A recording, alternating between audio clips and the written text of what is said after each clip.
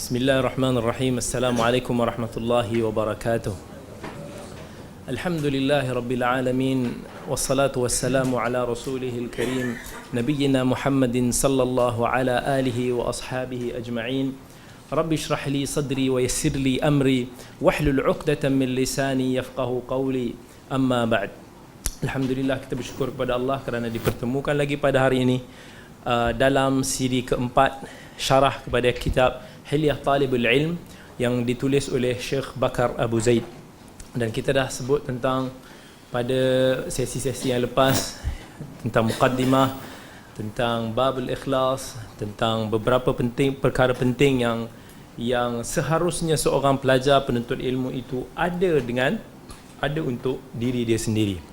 Dan insya-Allah hari ini kita akan teruskan lagi untuk syarah kepada matan yang seterusnya yang insya-Allah akan dibacakan oleh Al-Fadhil Ustaz Aiman. Tafadhal. Kata Syekh, seiring dengan pergerakan segala kemampuan untuk memurnikan niat. Muka surah 14. Kata Syekh, banyak sekali pernyataan dan komentar para ulama dalam hal ini. Sebahagian telah kami jelaskan dalam bab pertama buku Al-Ta'lim. Ditambah dengan larangan para ulama akan bahaya kubuliyat, iaitu sebuah permisalan dalam persoalan-persoalan yang berkaitan dengan kebenaran dan popularitas. Dikatakan tergelincirnya orang berilmu kerana bunyi gendam. Dari Sufyan rahimahullah, dia berkata, aku telah dianugerahi pemahaman Al-Quran, akan tetapi saat aku menerima syuhra dari penguasa, hilanglah pemahamanku. Berpegang teguhlah kamu, niscaya kamu akan dirahmati Allah dengan tali yang kuat untuk menghadapi hal ini. Baik. Pada sesi yang lepas, minggu lepas, kita dah sebut tentang apa yang tegahan daripada Syekh tentang isu tubuliyat, iaitu bila mana Syekh menegah kita seorang penuntut ilmu itu daripada terlibat dengan isu-isu tubuliyat. Tubuliyat ni secara ringkas yang kita ulang balik sikit ialah isu-isu yang akan melonjakkan diri seseorang itu, mempopularkan diri dia. Sebagai contoh, penuntut ilmu tu terlalu sibukkan diri dia untuk mengulas isu-isu yang kontroversi, yang popular.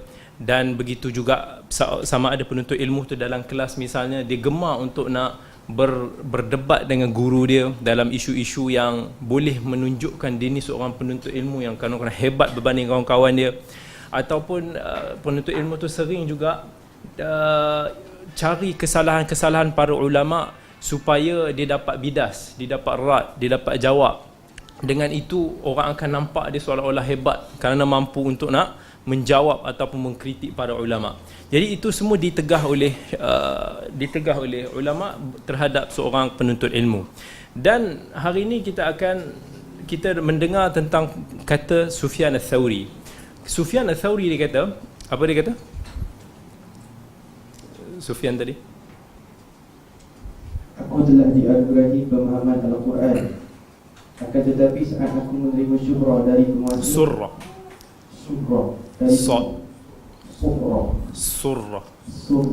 dari penguasa, hilanglah pemahamanku. Ini adalah satu kata-kata Al-Imam Sufyan Ats-Tsauri yang mengungkapkan tentang penyesalan dia tentang apa yang telah berlaku pada diri dia pada sebelum ini. Iaitu Sufyan Ats-Tsauri, seorang tokoh besar dalam bidang hadis. Yang orang yang belajar hadis akan kenal dia, Sufyan Ats-Tsauri, yang meninggal tahun 161 Hijrah. Dan guru kepada ramai para ulama yang besar pada zaman dia. Misalnya Syu'bah bin Al-Hajjaj, Abdul Rahman bin Mahdi, Yahya bin Sa'id Al-Qattan, dan ramai lagi para Waqi' bin Al-Hajjaj, Waqi' bin Al-Jarrah, yang mana mereka ni semua adalah gegasi-gegasi dalam bidang hadis. Dan Sufyan Ats-Tsauri adalah seorang tokoh besar dalam bidang hadis. Tetapi dia kata, dulu bila mana aku ada kefahaman tentang Al-Quran, tentang agama lah, kemudian bila mana aku menerima surah daripada penguasa, maka telah hilang kefahaman itu. Apa yang dimaksudkan oleh surah? Iaitu hadiah daripada pemerintah. Iaitu Sufyan Ats-Tsauri nak kata kat sini bahawa seseorang itu mungkin akan berada di dalam landasan yang betul dalam agama dia, kefahaman yang betul dalam agama dia. Tetapi bila mana diri dia mampu dibeli oleh para pemerintah atau mana-mana pihak yang berkepentingan, maka kefahaman agama dia akan hilang. Dia akan korbankan agama dia terhadap habuan keduniaan. Yang mana inilah yang disebut oleh para ulama sebut ialah masalah kita terlalu hampir dengan para pemerintah. Yang mana ramai daripada para ulama dahulu yang menjauhkan diri mereka daripada terlibat dengan para pemerintah ataupun menerima habuan-habuan daripada para pemerintah, bukan sebab apa, tetapi disebabkan fitnah besar yang melanda. Sufyan Ats-Tsauri, sebab itulah Sufyan Ats-Tsauri ni kata, hadiah keduniaan, habuan daripada pemerintah ni boleh menjatuhkan agama kita. Sebab itulah beliau sendiri dalam kitab Tahdzibul Kamal, dia kata kanal mal fima mada yukrah. Sesungguhnya harta ni pada zaman sebelum aku ni, zaman sebelum kurun kedua yang Sufyan hidup ni, orang tak suka sangat harta. Sebab mungkin yalah fitnah harta tu banyak, maka orang ramai takut. Tetapi dia kata fa ammal yaum fahuwa tursul mu'min. Tetapi hari ini harta itu adalah perisai bagi orang-orang beriman. Sebab apa? Sebab bila mana orang tu ada duit, ada harta, dia tak mudah dibeli oleh orang-orang yang berada ni lah, orang-orang yang berkuasa ni. Sebab tu bila Sufyan Ats-Tsauri dilihat ada duit dipegang, duit dia. Kemudian sahabat dia bagi tahu lah, kamu nak buat apa simpan duit macam ni? Dia kata, kamu diam. Sebab dengan aku simpan duit ni lah, aku tak mampu dibeli oleh para pemerintah ataupun orang-orang yang berkepentingan. Sebab kita tengok hari ni, kadang-kadang bila mana kita terikat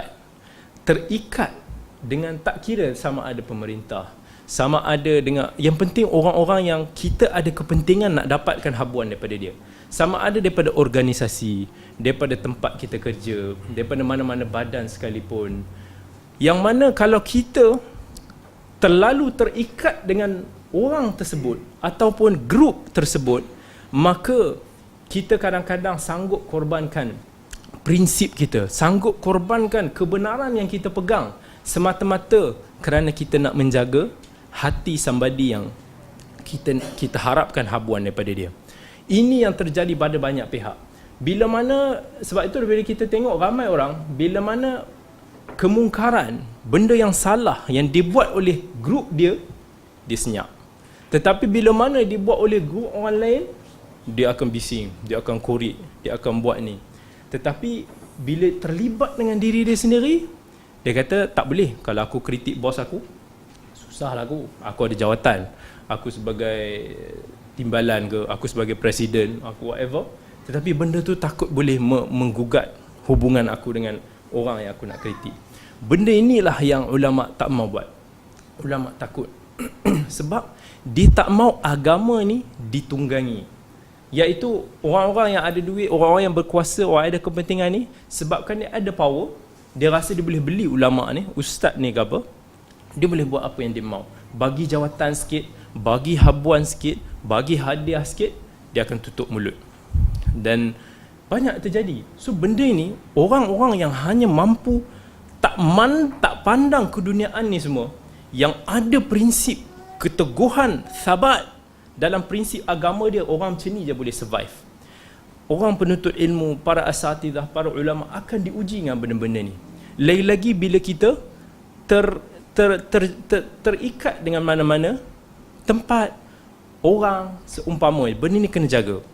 Sebagai contoh, jika kita sebagai seorang pendakwah, kemudian tiba-tiba kita kerja dengan satu tempat dan bos kita, ialah dia lantik kita sebagai ketua ke ataupun ketua bahagian ke apa-apa sahaja pun, kemudian dia kata kat kita, jangan kamu masuk ke negeri sekian, sebab negeri tu negeri musuh aku, kamu jangan masuk dakwah kat dia. Jadi kita tahu kita punya dakwah ni sepatutnya syamil, sepatutnya meliputi semua tempat, semua orang berhak untuk mendengar seruan dan dakwah kita. Dan tak ada pihak mana-mana berkuasa yang nak melarang kita daripada pergi ke tempat tersebut. Tetapi disebabkan kita nak menghappykan orang-orang dalam kita punya grup, maka kita pun tak pergi ke sana ataupun kita follow walaupun benda tersebut bertentangan dengan prinsip kebenaran yang kita pegang. Jangan kamu, contohlah, Lagi, kalau anak kata Aiman hari ni baca, lepas tu anak bagi dia buku free, anak bagi dia few duit, kemudian anak kata kat Aiman, kamu kalau nak baca, nak belajar, mari kelas aku je, kelas orang lain jangan main, jangan datang. Benda tersebut kalau Aiman buat, salah lah. Sebab dia nak menuntut ilmu adalah satu tuntutan buat dia untuk nak hadir mana-mana kelas pun yang dia mau. Tapi anak halang dia daripada pergi ke kelas tersebut sebabkan faktor-faktor tertentu. Dan kalau Aiman buat disebabkan anak bagi dia buku free, sebabkan bagi dia duit keseumpamanya, maka dia dah buat benda yang salah, dia dah menggadaikan prinsip dia. Itu salah. Kerana duit orang bagi ni, kita jangan jadikan dia sebagai satu benda yang mengikat yang kita boleh korban ke agama. Berapa banyak sangat orang boleh bagi kita? Berapa ribu? Duit itu semua akan habis. Sebab itulah Nabi SAW dari riwayat Bukhari dan Muslim pesan kepada Umar, kalau orang bagi kamu hadiah dan kamu tak harapkan dia dan kamu tak inginkan benda tersebut, tak minta-minta dia, tak apa, ambil. Tetapi kamu jangan sangkutkan hati kamu pada benda-benda yang benda yang kamu nak minta yang tak pasti lagi akan sampai. Maksudnya Nabi SAW kata kalau orang bagi, ambil. Tetapi benda yang tak pasti lagi, kamu jangan nak mengharap nak dapat habuan tersebut.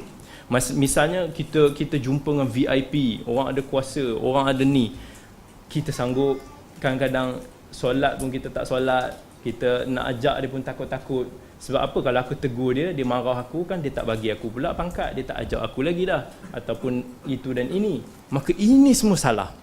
Dan ini semua nak menguji sejauh mana keimanan ataupun keteguhan kita dalam beragama. Benda ini sangat penting untuk seorang penuntut ilmu dan para pendakwah untuk nak selami. Of course, bukannya bererti kita perlu menjauhi para penguasa, bukannya kita perlu sekat dakwah kita daripada sampai kepada mereka, tetapi kita kena bagi tahu mereka bahawa agama ni ada nilainya. Ilmu agama ni ada dia punya level dan kemegahan dan izzah yang ada. Tapi hari ni orang dah tak rasa izzah ilmu tu sendiri dah tak ada. Dan orang hari ni pun kalau pergi pun kadang-kadang semata-mata nak habuan. Kalaulah penguasa panggil dia datang, menteri panggil dia datang, mengajar kat rumah aku, mengajar anak-anak aku, mungkin apa yang kita terfikir ialah berapa banyak yang dia akan bagi pada kita, ataupun apa makanan yang dia nak jamu kita lepas ni. Jadi benda-benda ni semua adalah habuan keduniaan yang Allah dah sebut dalam Quran. Man kana yuridu harthal akhirah nazid lahu fil harthi wa man kana yuridu harthad dunya nu'tihi minha wa ma lahu fil akhirati min nasib. Ya Allah kata siapa yang nakkan habuan akhirat, Allah akan tambahkan ganjaran untuk dia. Tetapi kalau dia nak habuan keduniaan, Allah akan bagi, silakan ambil. Wa ma lahu fil akhirati min nasib, dan tiadalah ganjaran buat dia di hari akhirat. Sebab tu kalau kita tengok sejarah para ulama, diorang sangat, orang kata apa, berhati-hati dan sangat menjaga keizzahan, kemegahan ilmu.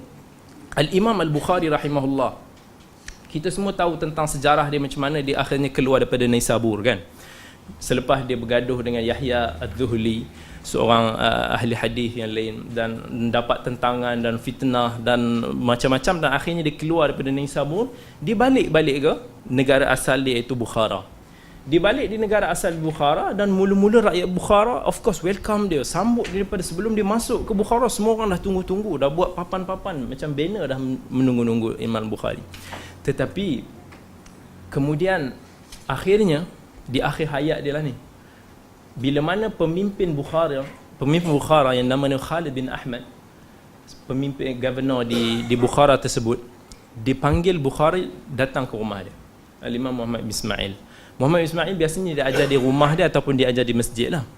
Jadi dia kata, dia minta Al-Imam Bukhari bawa kitab dia sahih, kitab Sahih Bukhari dia, dan kitab At-Tarikh. Bukhari ada kitab Tarikhul Kabir. Kitab dua-dua ni, kitab ni yang famous daripada Bukhari. Jadi dia nak kata, bawa buku ni, datang main rumah aku, ajar anak-anak aku semua. Jadi kalau kita hari ni kata tak ada masalah, kita pergi je lah. Tapi tengok Bukhari, dia punya prinsip dia, no. Dia kata, kalau kamu ada hajat dengan aku, datang jumpa dengan aku dekat masjid aku ataupun di rumah aku, kerana aku tak akan menghinakan ilmu ni. Dia kata, dia reject. Dia kata, aku tak akan menghinakan ilmu ni. Jadi Amir, governor masa tu dengar, mesti dah dia madang. Dia kata apa pasal? Dia tak pasal-pasal, dia marah aku pula. Dan Al-Imam Bukhari keras, walaupun dia dah pujuk, tapi Al-Imam Bukhari nak kata bahawa ilmu yang aku ada ni, kamu jangan ingat kamu boleh sauk aku ke sana kemari seolah-olah macam aku ni boleh di lembu cucuk hidung nanti. No. You want to learn, come to me. Seolah macam tu. Sebab kalaulah guru yang biasanya guru datang mengajar ke tempat murid terlampau relax, dia tak ada spend effort. Bila dia tak ada effort, dia tak akan bersungguh, dan dia pun tak akan appreciate ilmu yang dia ada. Sebab tu ulama dulu, kenapa rahsia dia orang berjaya? Dia orang sanggup korbankan, orang kata kadang-kadang bermusafir berapa jauh untuk nak belajar sesuatu ilmu tersebut. Sebab itu dia orang appreciate ilmu tersebut dan dihargai. Tetapi hari ni everything is too easy. Kadang-kadang orang malas nak datang kelas pun, sebab dia orang kata dah ada live stream, ataupun jauh sikit lah, 10 km lebih malah, ataupun jadi sebab itulah kita tak akan capai darjat dan kita tak akan mampu mendapat ilmu sebagaimana para ulama dulu. Simple je, itu je. Bukannya sebab kita tak pandai, bukannya sebab apa, tapi kita tak willing to nak spend more, dan kita tak rasa appreciate terhadap ilmu. Sebab itulah para ulama dulu kadang-kadang dia orang ni garang-garang guru dia, yang dia orang kata kan, sampai halau murid dia daripada kelas, sebab dia nak tengok sejauh mana murid tersebut sabar, boleh bersabar. Kalau dengan sikap dia tak boleh bersabar, kesusahan ilmu yang dia nak belajar bertahun-tahun ni lagi apatah lagi. Tu yang dulu macam kisah antara A'mash yang dia kata bila dia tak suka orang duduk sebelah dia. Bila orang duduk sebelah dia, dia ludah. Cuba bayangkan kalau guru kita buat macam tu, esok dah tak datang dah. Murid dia datang, dia letak anjing dekat pintu rumah dia supaya kejar, sebab dia malas, dia tak mau. Tapi bayangkan ulama besar macam Al-Thawri ni adalah antara anak-anak murid Al-A'mash, berlari-lari kena kejar dengan anjing. Tapi kegigihan dia orang tak putus asa, tetap lari sampai dia orang datang sampai anjing tu mati. Sampai bila anjing tu mati, A'mash pun menangis. Kata hari ini telah mati seekor binatang yang selalu mencegah kemungkaran dan menyuruh ke arah yang ma'ruf. Itu itu kita bagi tahu sikap-sikap ulama dulu.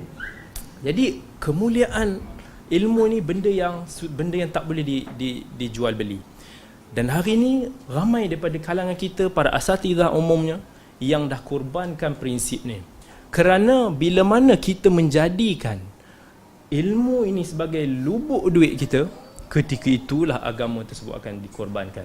Sebab itulah Sufyan Ats-Tsauri tadi kata, bagi seorang yang nak berdakwah, seorang ahli ilmuan ni, digalakkan untuk dia mempunyai punca pendapatan dia sendiri.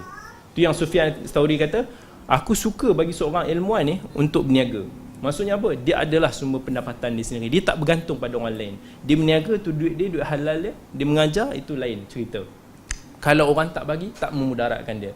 Tetapi bila mana kita jadikan kerja tetap kita ialah untuk mengajar dari sudut kita nak dapat duit-duit ini, ketika itulah kita akan korbankan prinsip kita. Tu yang kita boleh dengar kadang-kadang di separuh masjid, para asatidzah bergaduh sebab nak dapat slot mengajar masjid tersebut. Sampai kadang-kadang kalaulah slot dia digantikan oleh AJK masjid, ditukarkan untuk diajar untuk subjek lain, orang ustaz yang lain mengamuk. Kadang-kadang jumpa dengan AJK tersebut, kenapa halau, kenapa pecat dia? Sebab dia rasakan bahawa periuk nasi dia dah terjejas. Itulah yang bahaya. Lagi-lagi bila full time kita hanya kuliah sana dan sana sini. Bila mana kita dah terlalu fokus ke arah habuan begitu, maka agama kita akan kurang. Orang akan mengajar sambil lewa. Kadang-kadang tak ada nilainya. Kadang-kadang hanya sekadar nak melepaskan batok di tangga, ataupun sekadar nak is a job, buat macam tu saja. Tak ada spirit, tak ada roh yang dia nak sampaikan orang tersebut. Tak ada. Sebab dia nak fahamkan student dia apa yang dia nak sampaikan. Sebab itulah akhirnya ilmu ni makin tunggang langgang. Akhirnya masyarakat pun dapat benda-benda yang tunggang langgang juga. So ini adalah hasil daripada ketidakikhlasan kadang-kadang daripada orang yang berdakwah tersebut. Inilah benda yang paling sukar nak dibuat, iaitu kita tegas dengan prinsip kita berhadapan dengan orang yang nak cuba pengaruhi kita. Baik orang tu penguasa, baik orang tu VIP, orang kaya dan seumpamanya. Dan bila sebut tentang ni, saya teringat tentang satu kisah seorang ulama yang kita boleh kata ikon dalam benda ni. yang saya kata boleh kata ini dia adalah ulama yang paling the best bila mana kita nak tengok sikap terhadap orang-orang yang berkuasa ni. Sampai kan ulama ni bila kata apa? Sesungguhnya hadaratni haibatullah fi qalbi. Haibah Allah ni, kemegahan Allah ni, kehebatan Allah ni dah masuk dalam hati aku sampai ke aku nampak sultan-sultan ni macam kucingnya. Siapa dia? Dia nampak raja-raja ni semua macam kucing. Dia tak ada takut apa pun. Dia adalah seorang ulama yang digelar sebagai sultanil ulama. Sultan bagi para ulama, raja bagi segala ulama, disebabkan dia punya pride dia ketika mana dia berhadapan dengan para penguasa. Dia adalah yang digelar sebagai Al-Izzuddin bin Abdissalam. Nama ulama yang kita mungkin jarang-jarang dengar sebahagiannya, tetapi sangatlah orang kata adalah ulama yang sangat popular pada zaman dulu.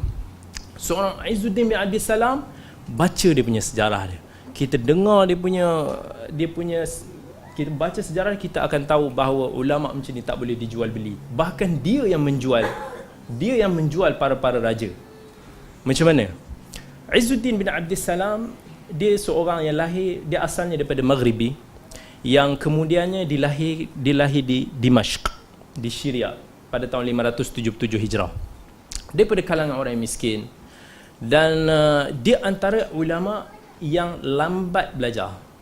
Yang disebutkan dia start belajar pun ending dalam akhir 20-an ataupun 30-an, awal 30-an. Kira consider zaman dulu tu terlampau lambat. Sekarang pun kita dah rasa terlalu lambat kan. At least kita masuk sekolah awal. Tapi dia masa sebelum daripada tu masih butuh huruf lagi. Tetapi dia belajar lambat. Tetapi ketekunan dia belajar bersungguh-sungguh, keikhlasan dia belajar, akhirnya dia menjadi seorang tokoh yang terbilang dalam mazhab Syafi'i. Tokoh mazhab Syafi'i dan menjadi mufti di Syam. Mufti di Syria tersebut, dia adalah mufti dia. Dan jadi jawatan Qadil Qudah, jadi jawatan dipegang sebagai orang ketua hakim akhirnya. Tetapi dia punya belajar dia lambat. Dan disebutkan antara mula-mula dia belajar ialah ketika mana satu hari itu dia berjunuk, dia mimpi malam. Dan dia bangun tengah malam tersebut, dia cari air, dia nak mandi. Cuaca sejuk, musim sejuk. Dan dia nampak ada macam kolam atau perigi. Dan dia terjun je. Dia terjun mandi, dalam keadaan sejuk tu dia keluar, lepas tu dia solat balik. Dia tidur. Mimpi lagi sekali. Bangun sekali, dia terjun balik, mandi lagi sekali. Sampai Taqiyuddin As-Subki kata, aku pun tak sure, mungkin sama ada 2 atau 3 kali dia mimpi, dia kata straight pada malam tu. Jadi sama ada 2 atau 3 kali dia terjun dalam kolam tu, akhirnya dia sakit. So bila mana orang datang jumpa dia, kenapa kamu tak tayamum je? Kan boleh tayamum kalaulah kamu ni sakit, ataupun kamu khawatir yang kamu akan sakit. So dia terfikir, akhirnya dia terdetik untuk nak belajar lebih mendalam. Dan dia belajar sampai akhirnya alhamdulillah dia mendapat tempat yang Allah nak angkat dia. Tetapi kenapa dia digelar sebagai sultanul ulama?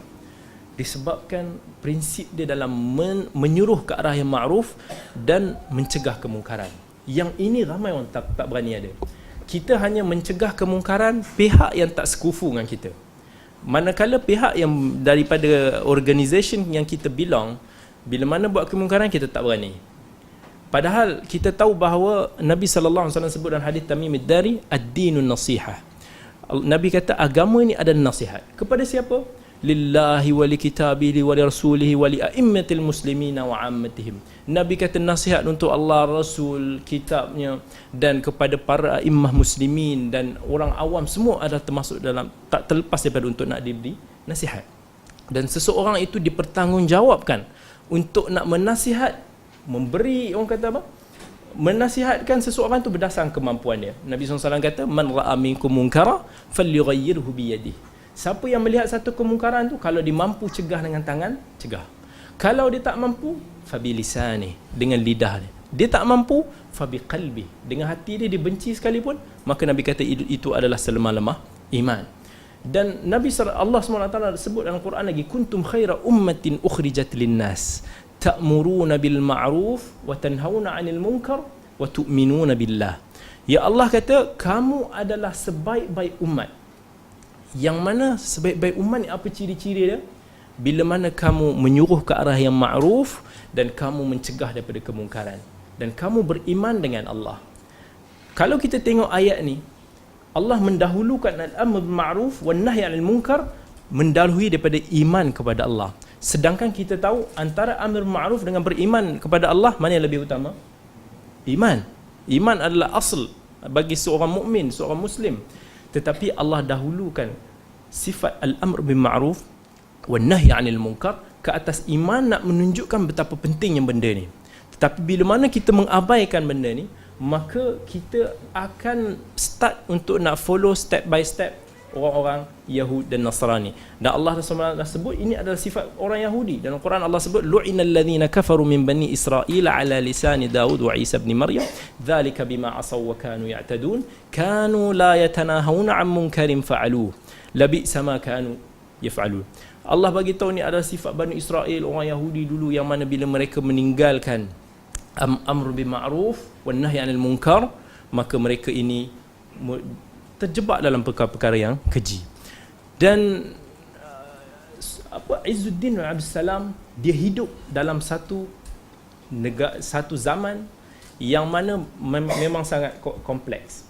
Kita kata zaman yang penuh dengan, zaman yang Islam dibantai dengan tahap dahsyat, zaman yang penuh dengan pelbagai fitnah yang ada pada zaman tu, zaman yang kita boleh kata kurun keemas kedua yang selepas daripada generasi mutaqaddimun, iaitu generasi pada kurun ketiga hijrah dulu adalah kurun keemasan yang pertama, dan kurun ke-7, kurun ke-8 ni adalah kurun keemasan yang kedua, yang hidup ramai para ulama besar pada zaman tersebut.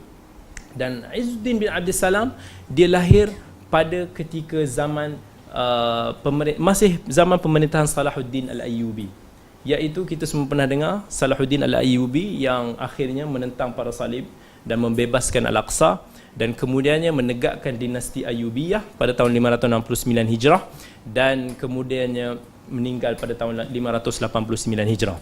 Dan between that, Izzuddin bin Abdul Salam lahir.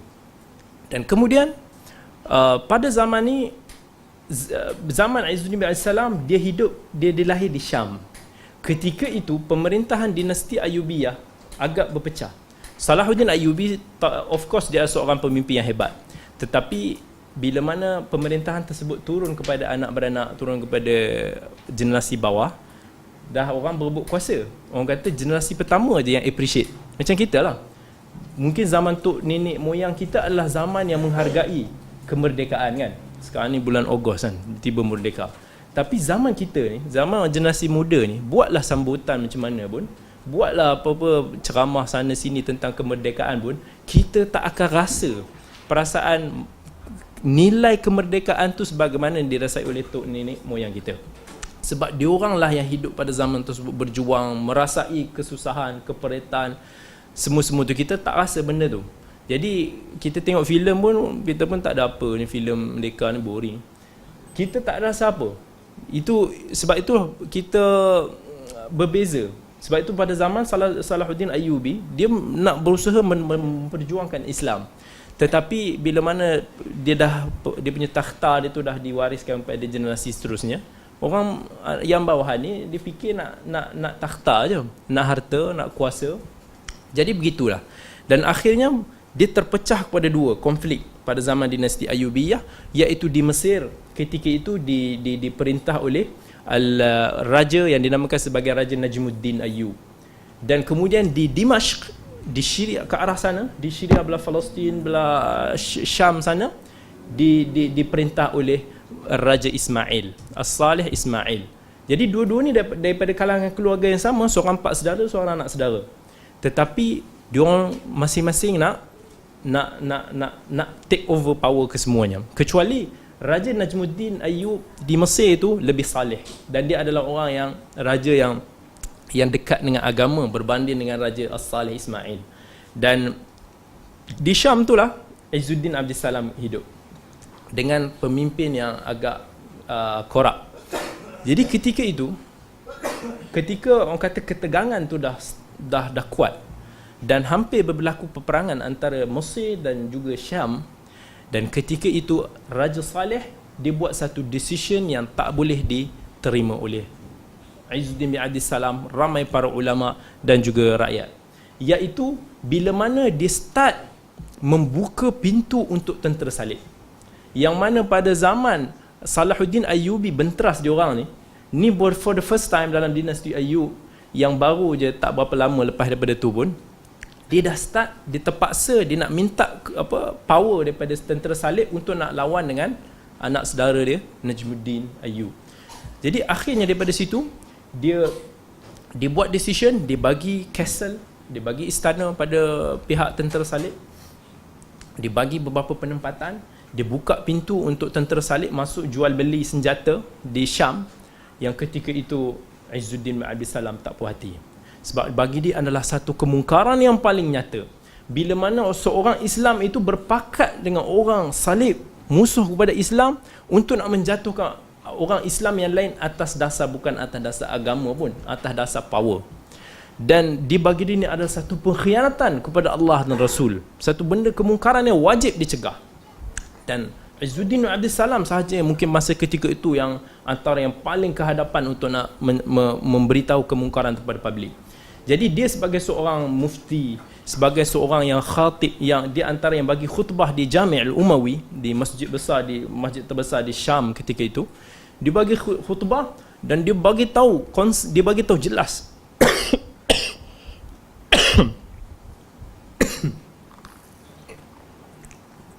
dia bagi tahu perbuatan jual beli senjata dengan tentera-tentera Syam ni, ada tentera salib ni, sebagai satu kemungkaran yang besar dan benda tersebut haram. Dia bagi tahu lagi benda-benda yang tak sepatutnya dibuat bersama dengan tentera salib. Dan di akhirnya di khutbah itu, di akhir khutbah dia tinggalkan, dia tak doa untuk Raja Ismail tu. Dia tak doakan. Dia hanya doa umum, tapi dia tak doa khusus. Dia doa kepada siapa yang taat padamu, maka tolonglah dia, siapa yang menghinamu, maka hinalah dia, begitulah. Jadi bila mana orang tahu lah Izzuddin bin Abdus Salam ni, walaupun karakter dia berani, tengok betapa dia ada prinsip, dia tak mudah-mudah menjadi lembu yang dicucuk hidung oleh para pemerintah dia, tapi dia disayangi oleh rakyat dia. Semua orang sayang dia, walaupun sikap dia yang keras, tegas dalam prinsip dia. Raja Ismail bila tahu tentang benda tersebut, dia pun pecat lah. Dia pecat Izzuddin bin Abdus Salam, dia tarik semua jawatan, kelebihan, allowance ke whatever, dia tarik kosong. Izzuddin bin Abdus Salam kata, dia like I care, dia macam tu lah. Dia tak ada macam Allah, menyesal aku cakap pula kan, habis aku punya jawatan kena ambil. Tak ada. Dia kata, apa kata, sila. Dan tapi disebabkan Izzuddin bin Abdus Salam ni ada ramai pengaruh, dia ada ramai orang yang di-follow di belakang dia, dan raja pun tak boleh senang-senang nak buat macam tu, sebab dia akan efek kepada rakyat jelata juga. Jadi masih lagi Raja Ismail hantar dia punya wakil untuk nak nego. Jadi orang tu datang nego, dia kata, okey, raja setuju untuk nak kembalikan kamu punya semua jawatan dan tambah lagi beberapa habuan lain, dengan syarat kamu tak payah cakap pasal ni, tunduk pada raja dan cium tangan raja depan public. That's all. Cuba bayangkan Izzuddin bin Abdus Salam dia dengar atau apa dia kata. Ini peluang terbuka untuk dia dapat dia punya kerja balik, sumber pencarian. Orang kata jawatan-jawatan yang ada, peluang. Tapi macam saya kata tadi, Abdus Salam like I care. Jadi apa yang dia buat, dia cakap dekat orang tu, ya miskin. Dia kata, woi, orang miskin. Dia kata, kalau sultan nak cium tangan aku pun, aku tak mau. Apatah lagi kau nak suruh aku cium tangan dia. Aku ni dekat tempat lain, raja kamu kat tempat lain. Dia kata, alhamdulillahilladzi afani mimma btalakum bihi. Sesungguhnya alhamdulillah, aku bersyukur pada Allah kerana Allah menyelamatkan daripada bala yang menimpa kamu ni. Dia jawab clear. Jadi so bila mana dah tahu tak boleh nak berjaya, tangkap Izzuddin Abdus Salam, penjarakan dia. Tetapi ketika itu Raja Ismail dia tengah dalam nak keluar berperang dengan saudara dia dekat Mesir tu, Raja Najmuddin Ayub. Tapi dia tak berani nak tinggalkan Izzuddin Abdus Salam kena penjara kat Syam. Sebab kalau dia orang keluar, tentera dia orang keluar semua, rakyat semua suka kat dia. Dia takut rakyat bangun, mungkin keluar prison break dia ke apa, dan huru-hara lain tercetus. Jadi akhirnya dibawa sekali Izzuddin Salam tu, penjara dia tu sekali dibawa pergi ke medan perang. Jadi ketika itu dia keluarlah dengan tentera salib ni. Jadi dalam satu peristiwa yang disebutkan tu, ketika dia berkhemah tersebut, yalah, dia letak Izzuddin Salam dalam penjara tu dekat dengan dia. Sebab of course lah, dia pun bekas mufti negara semua kan. Jadi ketika dia tengah meeting dengan tentera salib, Izzuddin Salam ada dalam penjara kat situ, tepi tu kan. Kemudian dia kata, inilah dia, aku tangkap dia semata-mata kerana kamu. Maksudnya raja tu cakap semata-mata nak puaskan hati kamu, tentera salib. Dan wakil raja salib bila tengok, dia kata apa yang dia buat. So Raja Ismail dia beritahu dia ni cakap macam ni. Jadi bayangkan balasan, jawapan balas daripada tentera salib yang bukan Islam. Apa dia kata? Kalaulah dia ni begini pederi kami, maksudnya kalau pederi kami ni macam ni sikap dia, nescaya kami akan basuh kaki dia dan kami akan minum air basuhan kaki dia tu. Maksudnya kalaulah dia ni, pederi kami ni macam ni punya berani dan macam ni punya berprinsip orang dia, kami sanjung dia. Tapi kamu sanggup buat dia macam tu kan. Maksudnya macam betapa rendahnya nilai seorang raja ni. Disebabkan kuasa dikorbankan ulama yang antara yang paling faqih, yang paling alim disebut pada zaman dia. Dan berlaku nego akhirnya, tapi nak bunuh pun tak sampai hati ni ulama besar kan. Jadi apa yang dia buat, dia kata kita putuskan untuk dia dihalau keluar daripada country ya. Kita tarik pasport dia. Maksudnya zaman tu adalah pasport, tapi dia tak boleh balik ke negara dia. Jadi akhirnya itu yang membuatkan Izzuddin Abdus Salam dia musafir, dia travel pergi ke Mesir. Masa dia nak pergi ke Mesir tu, dia keluar daripada negara dia kena halau. Dia singgah di satu tempat nama dia Karak di satu tempat, satu pekan kecil di Jordan. Sekarang ni ada lagi kot dia kan kecil. Jadi ketika tu lagilah kecil zaman tu kan. So dia pergi sampai ke zaman tu, dia punya ketua dia kat situ, Nasir Daud, dia jemput lah, kata mesh ni, kau duduk dengan aku sini, kita akan layanlah kamu sebaik-baiknya. Tapi Izzuddin Abdus Salam tengok dia balas balik. Macam Izzuddin Abdus Salam ni jenis straightforward lah. Dia tak ada nak muja-muja. Maksudnya macam nak manis-manis mulut, tak ada lah. Dia jawab macam ni je, dia kata, kamu punya negara ni, negeri kamu ni, tempat bandar kamu ni terlampau kecil nak tampung ilmu aku. Macam tu lah. Maksudnya cakap, too small. Soalnya ilmu aku ni banyak sampai macam tak berbaloi nak stay kat sini. Aku nak pergi ke tempat yang lebih besar. Sebab sebelum ni aku tinggal kat Syam, Dimashq, tempat pusat ilmu, pusat bandar, pusat segala-segala benda. Aku nak pergi Cairo, nak pergi ke Kahirah, Mesir. Situ yang tempat yang sesuai. Jadi dia keluar. Bayangkan itu, kata dia punya pride dengan ilmu yang dia ada. Dan dia keluar pergi ke Mesir. Sampai ke Mesir, dia masuk ke Mesir dan dia popular. Dan orang tahu dia sebagai ulama besar. Dan dia mengajar kat sana. Raja Malik Ayub yang ketika itu raja situ pun tahu. Jadi dia pun sambut Izzuddin Abdus Salam, pun bagi dia job jadi balik mufti yang besar, ketua hakim, umpamanya, rujukanlah negara tersebut. Izzuddin Salam mendapat tempat. Dan after a while, rakyat Mesir semua sayang kat dia. Walaupun dia ni orang kata gedebel sikit kan, tetapi orang sayang kat dia. Dan dia sebab dia berprinsip, orang rakyat tahu dia ni tak mudah-mudah nak dia punya prinsip nak dikorbankan untuk habuan pangkat. Apa yang Allah bagi kat dia tu Allah nak bagi, tapi dia langsung hati dia tak sangkut pada habuan tu. Sebab itu ketika itulah berlakunya beberapa peristiwa yang mengingatkan sejarah yang mana tak adalah berlaku dalam sejarah macam tu lagi dah. Antaranya dia strict dalam benda-benda yang makruf dan mungkar ni. Dia tak ada nak senyum-senyum kat raja tu, tak ada. Kalau mungkar tu cakap mungkar, dia tegur. Sampaikan dia masuk kat tradisi masa zaman tu, Malik Ayub masa tu adalah antara raja terakhir dinasti Ayub. Mungkin ada masa tu dia lantik hamba-hamba hamba-hamba ni untuk jadi dia punya orang suruh, orang bawahan, pemimpin juga. Tapi tradisi mungkin disebutkan hamba-hamba pada zaman tu, mamluk pada zaman tu, bila mana dia jumpa dengan tuan dia, dia akan bukan sujud tetapi dia akan cium tanah, macam itulah. Itu tradisi dia. Bila mana Izzuddin Abdus Salam nampak, dia bangkang terus raja tu. Dia terus kata ni tak patut dilakukan. Dia pun sebut dalil bla bla bla sekian-sekian. Bila didengar ada kat satu tempat tu dibuka satu tempat kedai jual arak, dia pergi jumpa dengan raja. Dia kata aku dengar kat sana ada buka kedai arak. Raja kata ini bukan aku punya hal, ini zaman ayah aku dulu ni, aku tak ada kena mengena. Tak ada. Dia pun sebutkan dalil, dia sebut ayat yang kamu ni hanya nak follow bapak kamu je, bla bla bla. Sampai raja tutup. Dia tak kira, dia hanya takut kat Allah. Dia tak peduli langsung jawatan dia ditarik, dia kena apa ke, don't care. Itu adalah Izzuddin Abdus Salam. Sampai kan satu ketika disebutkan naib sultan. Naib kepada sultan ni orang nombor 2 dalam country, TPM. Jadi dia punya orang nombor 2 ni bagi dia buat satu kemungkaran lah. Dia bina dekat satu masjid di Qahirah tersebut, di dekat atas masjid tersebut dia bina satu bilik gendang. Bilik gendang lah. Bilik gendang tu akan dibuat, dia akan dipukul gendang tersebut masa waktu solat. Bagi dia ni bid'ah. So dia bangkang. Dia tak ni, tapi dia tahu benda ni tak cukup. Dia kalau dia seru benda ni bahaya, sebab yalah orang nombor 2 kan, mesti dia akan kena semua lepas ni.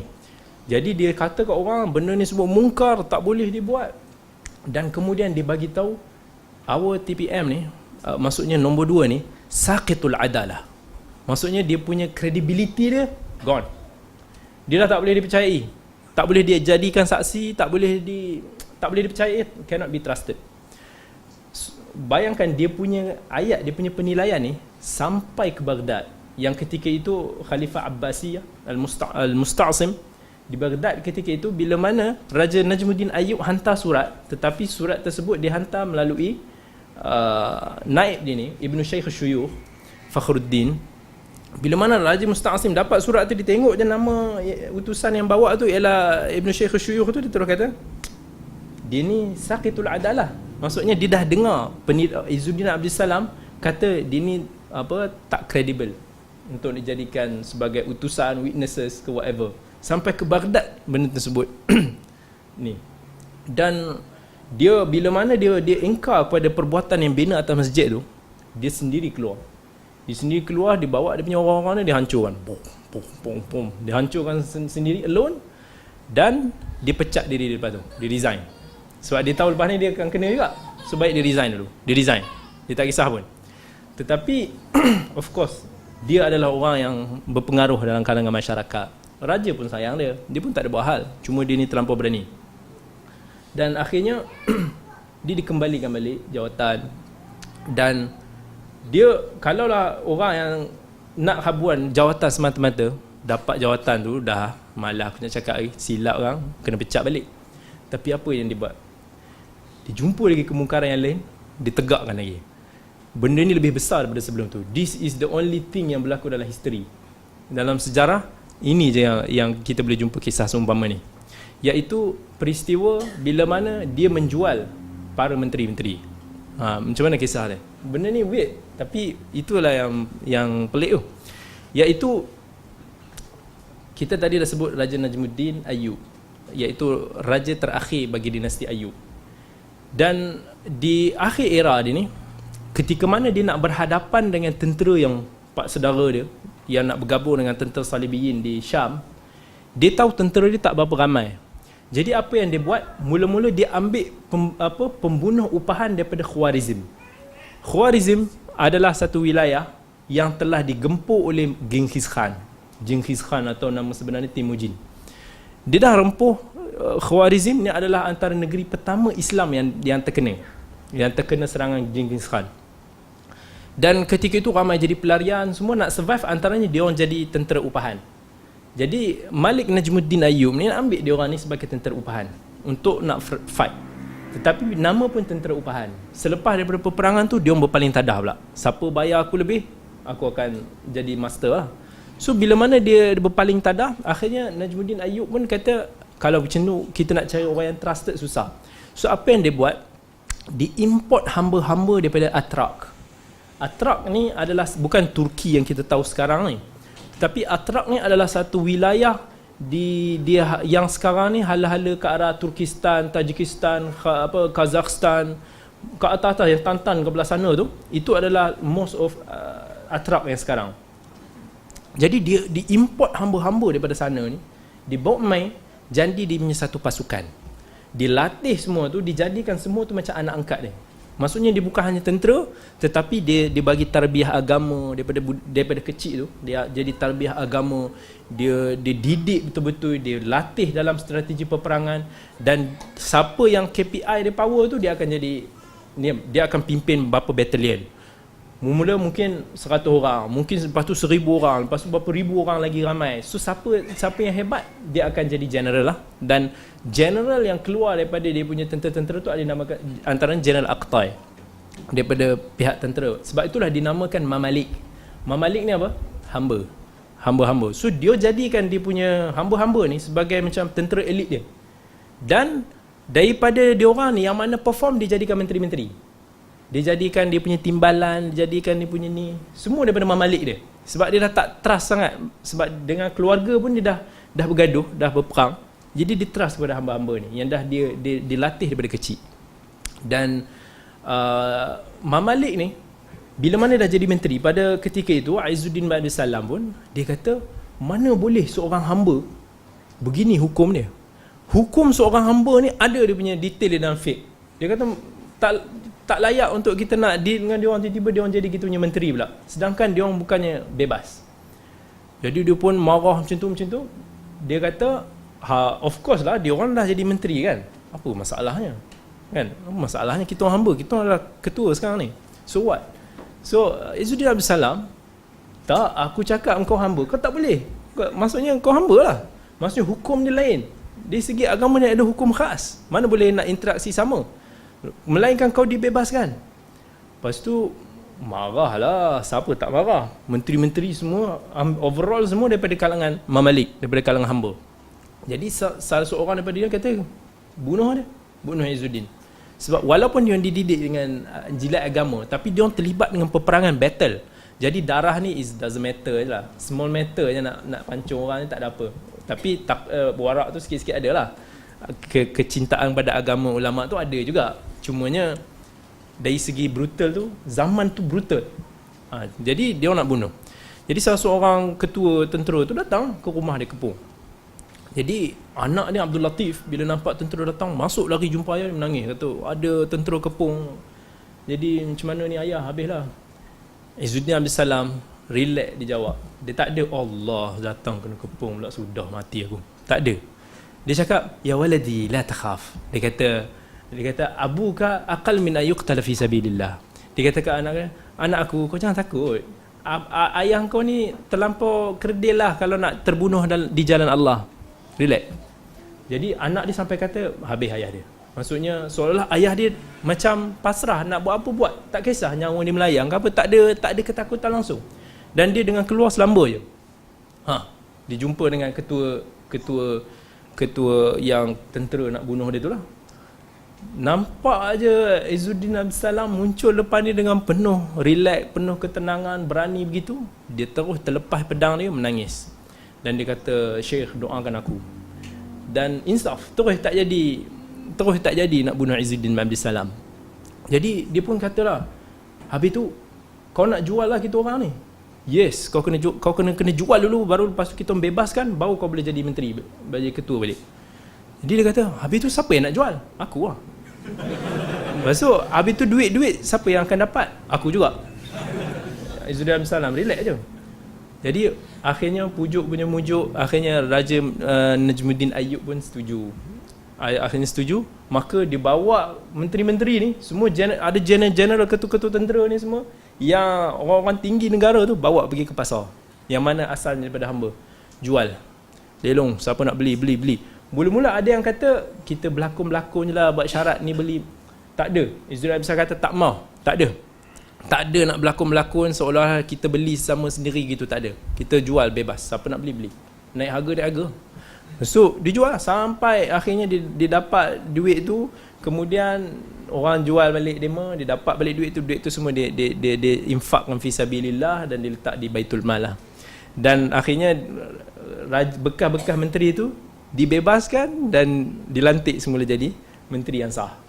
Itu daripada peristiwa itulah dikenali sebagai penjual kepada para menteri ni. Itu dia punya keteguhan prinsip dia. Mana kalangan ulama yang berani lagi nak buat macam tu pada zaman ni. Betapa kata yang sanggup mempertahankan prinsip dia, yang dirasakan kebenaran dan di fight for it. Tapi tak ramai. Tapi sebab hari ni ramai daripada kita ialah yang mana terlalu terikat lah. Terlalu terikat sampai kan terkena cucuk ke apa. Wallahu ta'ala alam. Dan itu Izzuddin Abdul Salam. Dia punya prinsip dia yang perlu kita faham. Betapa dia tak makanlah habuan-habuan kerajaan. Sampaikan bila mana kerajaan mula-mula sebelum peristiwa jual beli tu, bila mana Raja Ayub tak mau, dia kata okey, kalau macam tu aku keluar daripada negara ni. Khalas. Tak payah aku masuk duduk dalam country ni. Dia keluar. Bayangkan dia sebut bahawa dia bawa 2 ekor himar, keldai, satu keldai untuk family dia naik, satu keldai dia letak semua barang rumah dia. So kita boleh tahu berapa banyak barang rumah dia ada kan. Semua barang ni dia boleh letak dalam satu keldai. Maksudnya tak banyak, sikit. Hidup yang penuh zuhud. Dan bila mana dia keluar je, orang tahu, ramai orang follow belakang dia. Ramai keluar. Sampai kan penasihat raja jumpa balik raja kata, wahai tuanku, ramai betul orang keluar ikut dia. Kalaulah kamu biarkan Izzuddin Abdul Salam keluar daripada negara ni, habislah kau punya country. Maksudnya seolah macam terlampau ramai yang follow Izzuddin Abdul Salam. Sayang dan hormat pada dia. Dan sebab itulah Najmuddin Ayub nak balik pujuk dia, stay balik kam, okey, relax. Kata, okey, kita bincang dulu lah. Kita bincang, benda boleh bincang. Jadi itu ketegasan Malik Ayub. Dan dia sehinggalah selepas daripada kewafatan Malik Ayub dan kemudian bertukar dinasti. Daripada dinasti Ayub bertukar kepada dinasti Mamalik. Bila mana Malik Ayub meninggal dan kemudian naik dia punya queen Syajaratul Dur. Daripada Syajaratul Dur tak berjaya. Ini cerita sejarah panjang lah. Kemudian diimport anak di Turan Shah untuk nak tegakkan negara dia. Tapi Turan Shah pun 2-3 bulan, dia orang muda, balik-balik dia tak reti berpolitik. Dia nak langgar semua general lama ni, General Aqtai, Baibers, mak dia sendiri. Akhirnya dia dibunuh. So akhirnya mak dia take over the throne. Dan lepas daripada take over the throne, dia pun nak jadi raja, tapi rakyat tak respect pada seorang raja perempuan. Jadi akhirnya dia kata dia nak cari raja yang boleh dijadikan boneka, which is dia ambil sebagai seorang bekas daripada Mamalik yang daripada tentera dia tu, Aibak, low profile. Tetapi dia tak tahu low profile dia ni sebenarnya pandai. So Aibak jadi suami, diingatkan boleh jadi suami boneka, tapi Aibak rupanya ada plan.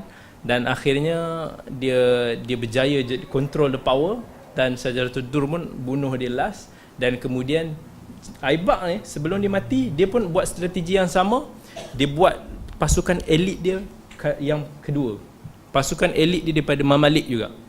Ini adalah pasukan yang baru dan dia ada general nama General Qutuz. Dan General Qutuz ni akhirnya jadi orang kuat, orang nombor dia. Dan bila mana General Aibak ni dibunuh oleh isteri dia, Qutuz ni balik bunuh balik isteri dia. Nak bayangkan negara zaman yang terlalu konflik, baru memerintah sebulan, baru memerintah setahun, mati. Baru memerintah. Jadi Qutuz ambil. Qutuz belum jadi raja. Anak dia dulu, anak kepada Aibak ni muda lagi, umur belasan tahun. Tiba-tiba nak kena duduk di throne, tak reti juga. So masa tu zaman tentera Tatar tengah nak menyerang. Jadi bila tengok keadaan macam tu, Qutuz kata tak boleh jadi. Kalau budak ni jadi kita punya raja, habis.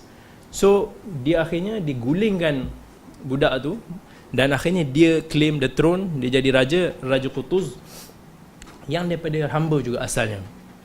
Dan di zaman Qutuz ni, walaupun saya sebut banyak nama tadi, itu sebenarnya dia berlaku pendek je, antara setahun 2 tahun macam tu je.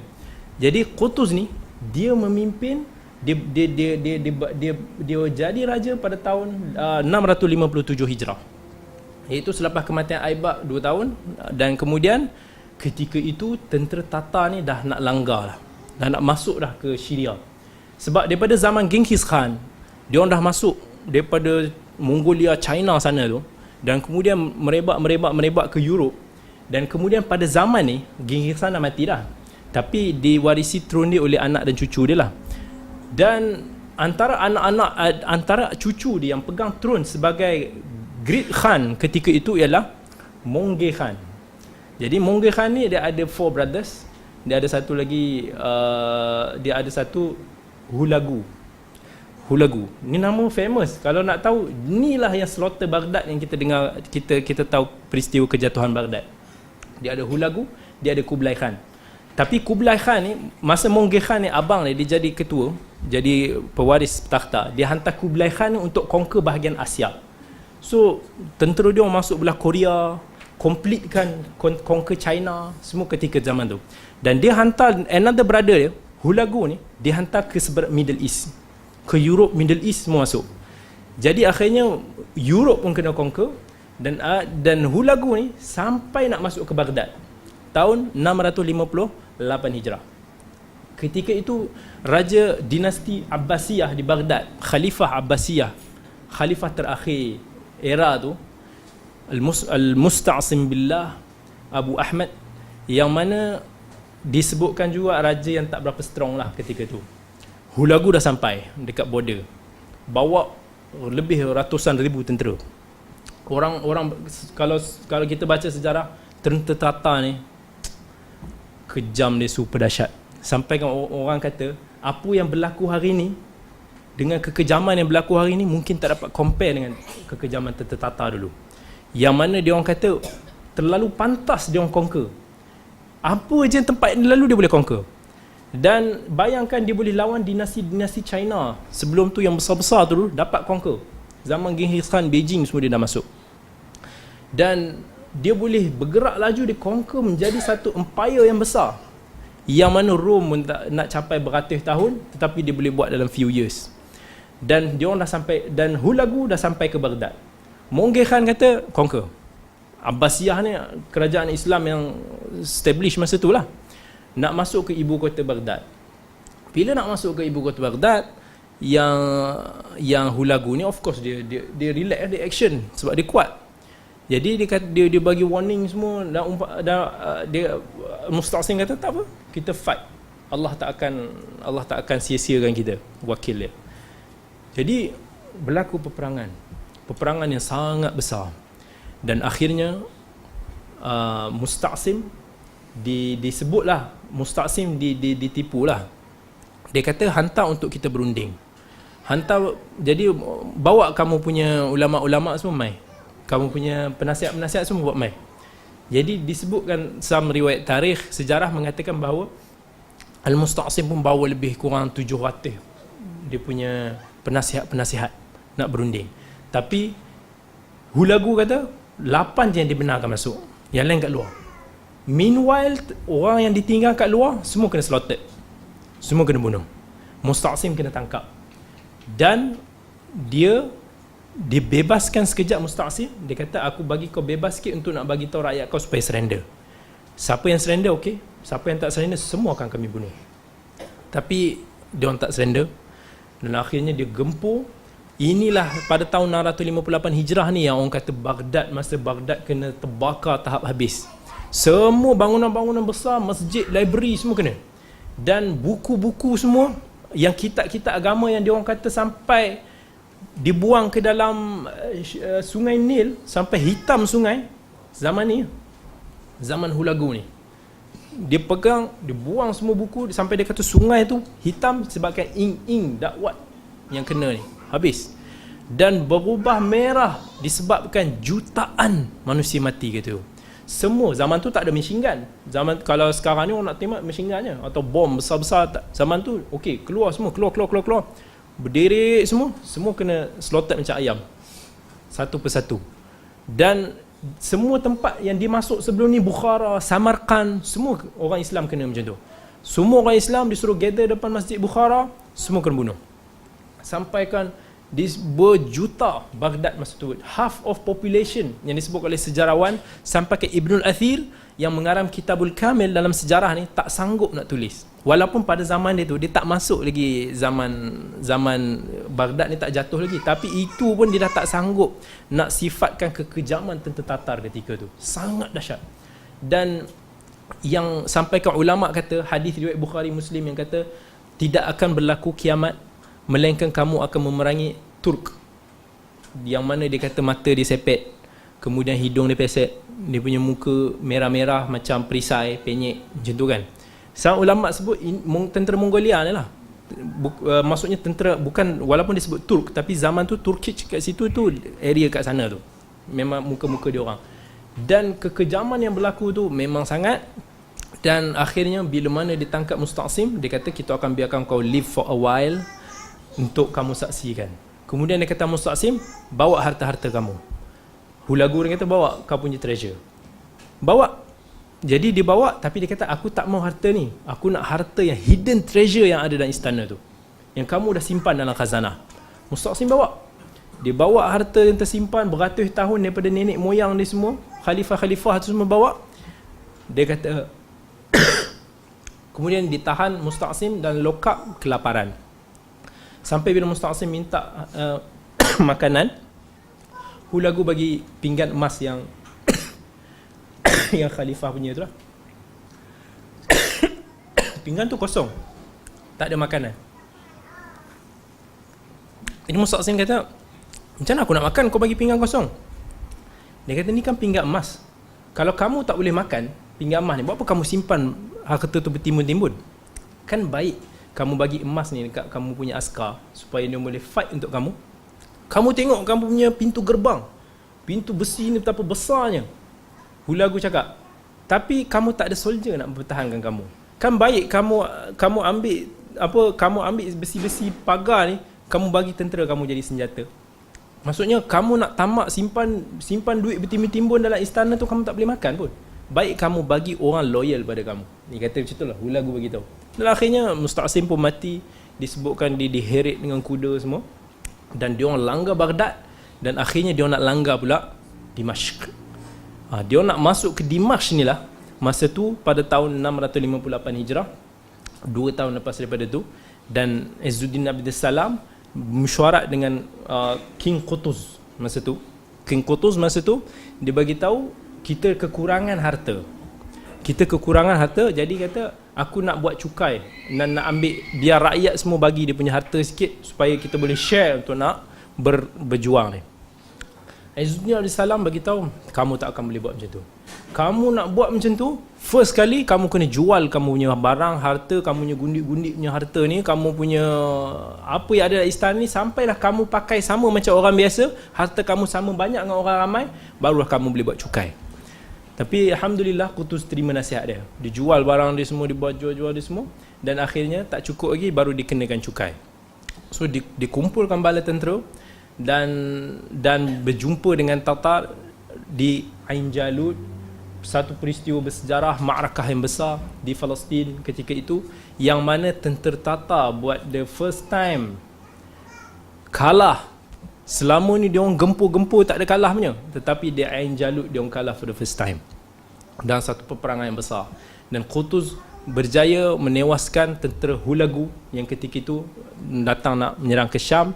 Cuma disebutkan Hulagu balik masa tu sebab dia, ayah dia mati dan abang dia mati, dan dia nak jadi King Khan yang baru, dan akhirnya kalah. Tapi ini antara peristiwa yang mana Izzuddin bin Abdus Salam tunjukkan prinsip bagaimana seorang ulama ketika bersama dengan para pemerintah, yang mana dia tak korbankan prinsip dia, prinsip kebenaran dan agama dia, dan dia menasihati dalam perkara yang baik, mencegah kemungkaran yang berlaku. Bukannya bererti bila mana kita mencegah kemungkaran dengan uslub yang baik itu kita terus dilabelkan sebagai khawarij, tak. Tetapi kerana itu adalah salah satu daripada bab kita memberi nasihat, dan dia punya nasihat dia lebih daring sikit. Sebab benda-benda kemungkaran yang melibatkan awam, bagi dia kita perlu menasihati secara awam. Bukannya kita hasut nak jatuh raja tu, tak. Tetapi kita hanya bagi tahu benda yang dia buat ni mungkar, dan rakyat tak boleh terjebak dalam ni sebab dia adalah satu dosa. Dia nasihat begitulah dari sudut agama. Jadi bukanlah mencegah kemungkaran yang dibuat oleh pemerintah tu secara total kita boleh katakan dia sebagai khawarij selagi mana dia tak menyeru kepada pemberontakan yang lebih besar. Kerana itu adalah tugas bagi seorang ulama untuk nak menasihati. Nabi SAW kata afdalul jihad, sebaik-baik jihad ialah kalimatul haqqi inda sultanil jair. Sebaik-baik jihad ni adalah kita mengucapkan kalimah yang hak di hadapan penguasa yang zalim. Dan itulah keberanian Izzuddin Abdul Salam yang dikenang dan digelar selepas itu sebagai Sultanul Ulama. Yang mana kalaulah kita sebut Sultanul Ulama, orang akan tahu Izzuddin Abdul Salam. Sebab setiap ulama ni dia ada ciri-ciri dia. Kalau orang sebut Al-Imam Syafi'i rahimahullah, orang akan ingat dia sebagai seorang yang bijak, seorang yang fasih, seorang yang hebat dalam mengistimbatkan hukum hakam. Bila mana orang sebut Al-Imam Ahmad bin Hanbal, orang akan ingat sebagai seorang yang zuhud, warak, sebagai orang yang sabat juga menghadapi ujian-ujian pada zaman dia. Bila mana orang sebut Imam Abu Hanifah, orang akan ingat genius dia, macam mana istimbat, gunakan akal macam mana dalam istimbat, orang akan ingat. Bila mana orang sebut Imam Malik, orang akan ingat betapa kuatnya dia nak follow sunnah. Bila mana orang sebut misalnya Al-Imam Al-Zahabi, orang akan ingat sebagai seorang tokoh yang insaf dalam mengkritik. Yang mana walaupun orang tersebut dia tak setuju, yang mana part yang dikritik, part mana yang dipuji. Dia seorang yang adil dalam memberikan komentar. Dan bila mana orang sebut Al-Imam An-Nawawi misalnya, orang akan ingat betapa ikhlasnya dia dalam ketika dia belajar. Begitu juga bila mana orang sebut tentang Al-Amr bil Ma'ruf wan Nahi 'anil Munkar, orang akan ingat Al-Izz Abdus Salam ataupun Izzuddin bin Abdus Salam. Dan ini sebahagian daripada cerita yang kita sebutkan dalam bab ni lah. Teringat bila mana disebutkan kata-kata Sufyan Ats-Tsauri tentang prinsip kita menjadi seorang penuntut ilmu. Wallahu ta'ala a'lam. Boleh continue lagi ke tak boleh dah? Satu lagi, okey. Sambung lagi satu. Iman. Seiring dengan penggerahan segala kemampuan untuk memurnikannya, harus ada pula rasa takut akan terjadinya hal-hal yang menghancurkannya. Rasa kebergantungan yang luar biasa terhadap rahmat Allah Subhanahu Wa Taala. Diriwayatkan bahawa Sufyan juga pernah berkata, tidak ada sesuatu yang lebih dahsyat untuk aku taklukkan kecuali niatku sendiri. Ini sebahagian apa yang disebutkan balik bahawa seseorang itu kena kontrol dia punya hati. Dia kena ikhlaskan diri dia ketika dia belajar. Yang pertama, cuba seboleh-bolehnya jangan bagi hati dia nakkan habuan selain daripada ganjaran keridaan Allah. Yang keduanya, kita perlu jaga hati kita daripada kita mengorbankan kita punya agama kita semata-mata kerana habuan keduniaan ataupun semata-mata loyalty kita kepada mana-mana organisation. Kerana kebenaran itu lebih utama. Dan ini adalah rentetan daripada apa yang disebut Sufyan Ats-Tsauri kata ma'alajtu alayya shay'an ashaddu ala minnati innaha tataqallabu alai. Maksudnya Sufyan Ats-Tsauri kata lagi bahawa aku tak ada benda yang aku boleh kontrol lebih dahsyat, lebih berat daripada hati aku ni, sebab susah nak rawat dia, sebab dia sentiasa berbolak-balik. Sebab itulah hati ni benda yang paling kita kena rawat dulu. Bahkan ulama dulu kata siapa yang mampu nak sorokkan amalan dia, cuba sorokkan. Dan Imam Ahmad kata kalaulah seorang tu ada niat yang sentiasa berbolak-balik, syaitan cuba kacau, sentiasa cuba rawat. Kerana syaitan tak akan berhenti, dia tak akan stop daripada untuk nak kacau kita. So kita akan selalu fight, kita akan cuba untuk nak pulihkan diri.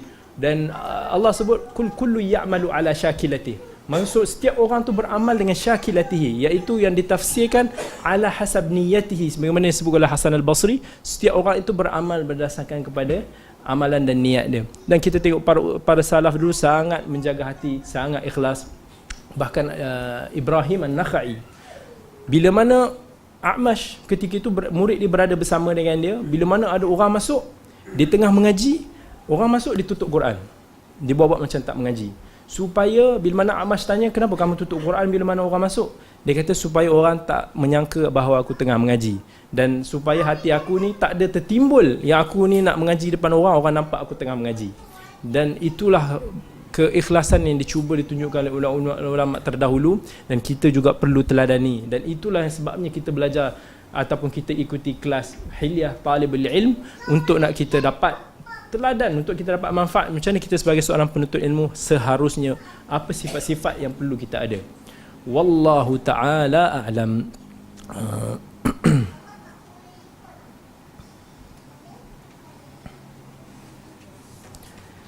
Soalan dia, daripada kisah itu Nabi SAW tadi, pada waktu ini macam mana konsep taat pada pemerintah dan menegur pemerintah secara terbuka? Okay.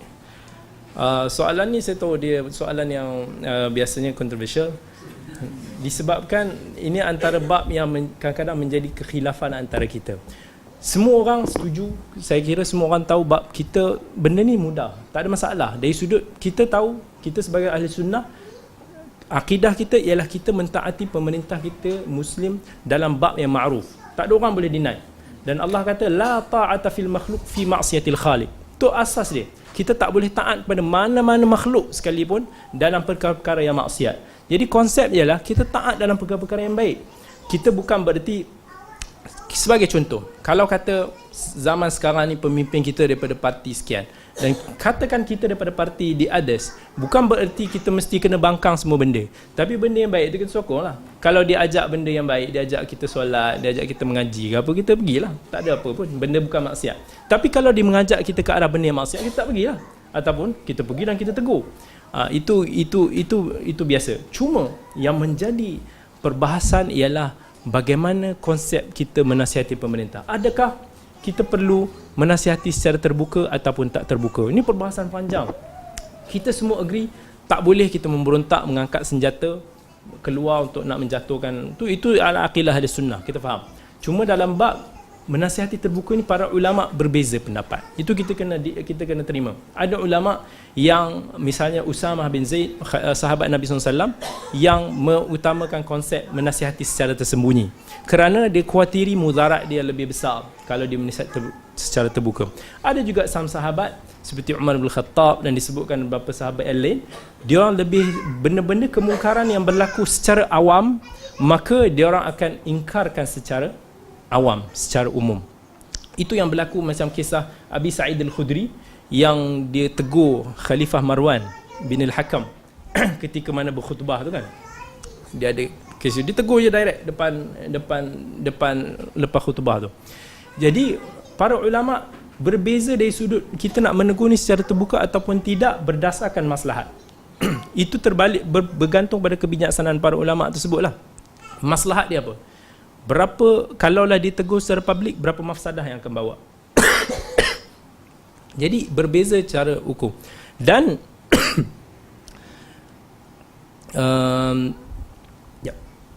batuk sikit.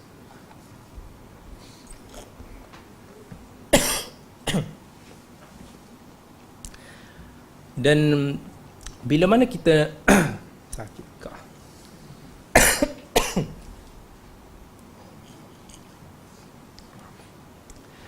Dan kalaulah kita ambil contoh pemimpin tersebut membuat satu dasar yang maksiat, yang mungkar, dan adakah kita tak boleh bersuara langsung dalam bab tersebut? Ataupun kalau kita nak bersuara, macam mana kaedah dia? Itu yang penting.